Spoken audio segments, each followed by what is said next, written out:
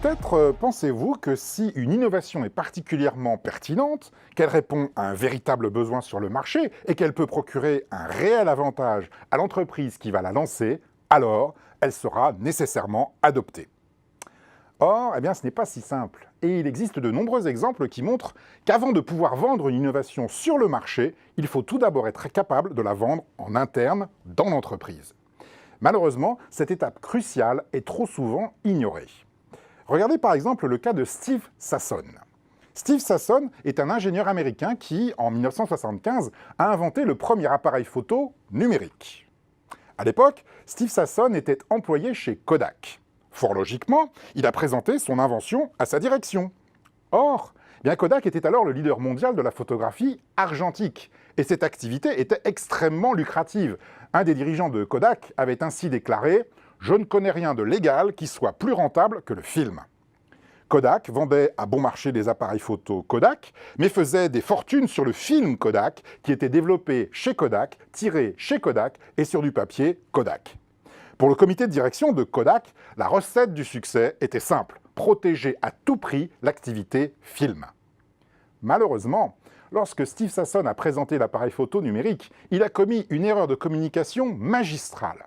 Face à des responsables dont la carrière et le salaire dépendaient du film, il a annoncé qu'il avait inventé l'appareil photo sans film. Alors, il va sans dire que Kodak n'a pas donné suite, alors que c'était bien la technologie de l'avenir.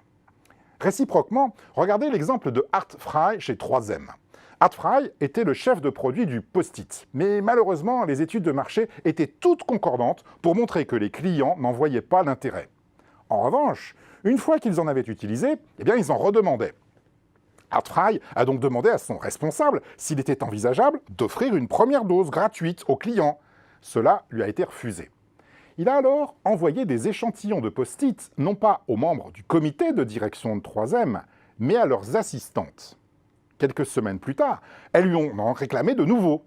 Art Fry leur a alors répondu qu'il suffisait qu'elles demandent à leur patron de demander à son patron de lui donner le budget nécessaire. Et c'est ainsi que le post-it est devenu un succès. Par conséquent, pour pouvoir vendre une innovation en externe, il faut d'abord savoir la vendre en interne.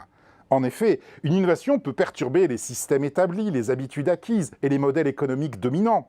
Même si elle est justifiée, elle risque d'être combattue par les décideurs en place, dont la légitimité repose souvent sur les offres actuelles.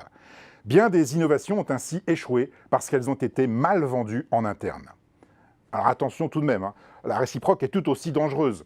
Certains inventeurs ont un talent remarquable pour vendre en interne des innovations qui n'ont en fait aucun intérêt. Savoir vendre en interne est une condition nécessaire, mais ce n'est certainement pas une condition suffisante.